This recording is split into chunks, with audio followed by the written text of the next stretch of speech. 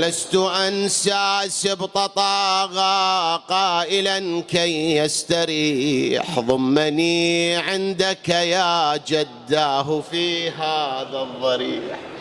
بعدها قام إلى قبر بتولي جريح فيه تخفى فاطم الزهراء أم الحسنين. يا حبيبي نور عيني انحنى يشتم عطف الأم في غض التراب قائلا أماه لا أقوى على طول الغياب.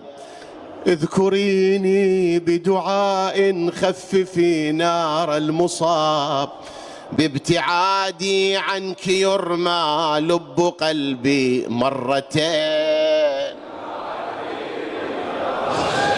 نور عيني إذ بصوت فجر الجلمود أنهار بكاء. يا حبيبي يا حسين نلتقي في كربلاء. في أمان الله يا خامس أصحاب الكساء. في أمان الله يا خامس أصحاب الكساء.